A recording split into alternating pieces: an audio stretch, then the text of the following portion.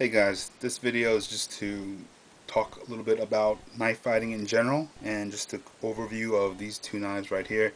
This is the Cold Steel Scimitar and this is the Mar SERE.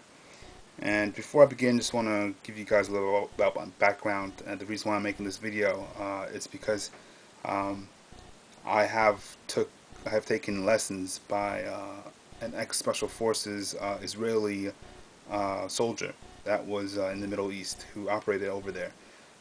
So I took some courses from him, and I'm by no means a professional. I definitely don't know the details about knives, meaning like different steel grades, all the nomenclature, but I just want to share with you guys what I do know.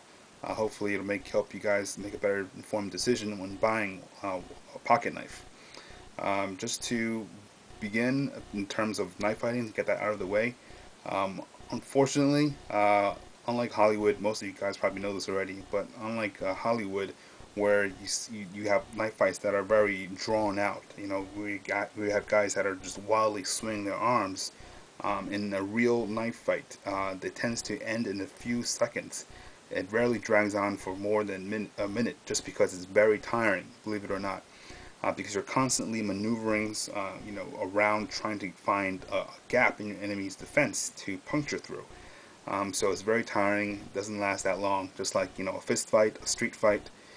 Guys get winded really easily, even for professionals. You see on like UFC, so stuff like that. It tends to get finished very quickly. And unlike Hollywood, where it's drawn out and you have guys just wildly slashing. Um, in a real knife fight with professionals or with amateurs, if the professional's there, it'll be very quick, precision stabs instead of slashes. So just to give you guys an idea, in the ancient world with the Roman legionnaires in Europe, when they fought the barbarians, they had their gladius, which was a shorter sword, and they would practice all day just hitting one single spot, like on a wooden post. So their attacks would be short, precise stabs to the enemy's vital points, and you have the barbarians that are just wildly slashing their weapons. In a knife fight, you want to go for those short precision hits, stabs, instead of the wildly uncontrolled and easily taken advantage of wild slashes. Just to put that out there. So it's the knives to begin that I'm going to review. Something that you can carry with you. Obviously, you're not going to carry a Bowie knife on you. You're not going to be carrying a K-bar on your person. This is something that you can use for concealed carry, everyday carry. Everyday carry knives typically have this clip, as you can see. You can clip on the side of your pocket. That's very useful. That allows for a quick draw. This is something that you do have to practice on your own time. It's just like a gun. The speed of the draw is very important in a knife fight. I mean, when you're within 6 feet, 10 feet in a room with someone, a person that's skilled with a knife can pull out their knife, such as this or this, and get to you and stab you quicker than you can draw your gun and get off a shot. Of course, that all depends on how seasoned the attacker or the defender is. So obviously, you have someone that doesn't know what they're doing, they just take on the knife wildly slashing, you can probably get off a round before he gets to you. Or if you have someone that just new to firearms, that haven't practiced how to draw that quickly, that person may end up being a victim. So it all depends on who is involved in the fight. Just moving on, just to cover this one. This is the Cold Steel Scimitar knife. This is actually discontinued, and when I got this, it was offered in the AUS 8A, AUS 8A. I think that was the grade of the steel. That has since been upgraded to VG1, and now is discontinued. So different knife manufacturers use different grades, so it kind of can be confusing. If you're trying to look for uniform knife grades across different companies, it's hard to do that. But you can go online and look for comparisons. But AUS 8A, or as I said, call it AUS 8A, however you want to call it, it's not really that strong with steel. I mean, it's good for cutting through cardboard boxes, but over time you'll tell that the steel starts to lose its edge. And the stainless steel, the carbon element of the blade, it has to be balanced between whereas holding its edge versus being stainless steel. Of course, nothing is truly stainless. Over time, it will rust. I've had the edge redone by Cold Steel, sent it back in to get it refinished. But this is a great blade shape because it helps facilitate a slash, not meaning like wildly slashing your knife, but just with your wrist, just a little slash. Because of the shape of the blade, it helps facilitate that draw. It cuts into the skin or clothes, whatever you're hitting.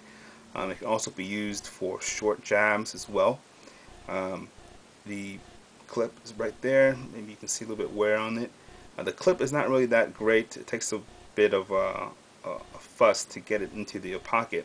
Another great feature about this knife, in terms of a fighting knife, is that it has this pommel on the bottom, which is great to use as a blunt object, a blunt weapon against someone, in the face, elsewhere in the body. The complaint I have about this knife is that the weight is mostly, in the front, in the blade. The handle is very light plastic, polymer, I believe, and also the draw. The blade, the speed at which the blade comes out isn't really that quick. And I put oil on this to help facilitate a quicker draw.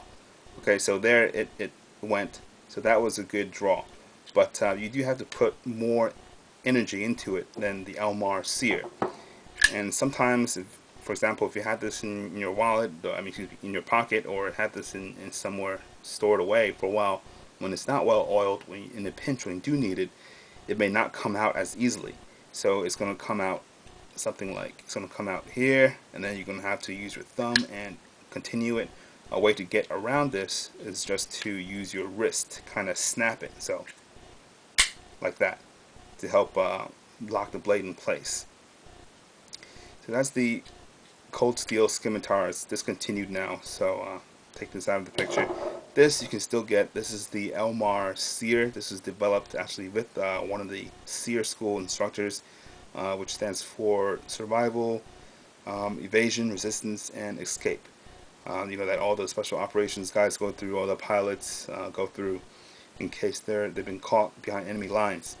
So this is a knife designed with one of the guys there with Mar. It's a great knife, and the standout feature about this knife is the quick draw, the quick swing of the blade, the quick deployment. It's very easy. You can't tell it on the video, but I'm using significantly less energy than I did for this, and it comes out a lot easier, even when it's not oiled well. If you had it on you for a while, even though it's kind of dried up, it can still come out really quick. I'm not putting that much energy into it, and if you do the wrist snap, it'll facilitate even a faster slide lock of the blade. So it's very easy to deploy. So that's one of the things I like about it. And the pocket clip is a lot more generous, meaning it fits into your pockets and outside of your clip of your pockets even more easily. It's heavier than the Cold Steel Scimitar because it is steel lined on the inside. And if you take a look at the weight, it's actually somewhere right there in the handle of the knife. So it's very balanced. It's very balanced feel. It feels great in the hand. Doesn't have the pommel, the low ball, as the Cold Steel had. And this is just a plain edge, not serrated. Some more stuff on it. I'm cutting envelopes with this. So it's a great blade to stab and slash as well. The steel on this is called VG10 that Mar uses, and this blade is actually stronger in my experience than the Cold Steel, or the AUS 8A blade. It's stronger, so I recommend this over the other blades. And overall, it's a great knife to have, and these will make a great addition to whatever you have on you, and when you're on your person for everyday carry. Just keep in mind that knives can come in handy when you don't have to use a gun, not just for utility purposes, but if you do practice speed of the draw, you practice the moves for knife fighting, it'll actually come in handy when your gun fails, or if you need to fall back on this as a last resort. So thanks for watching, and if you have any questions or comments, please let me know.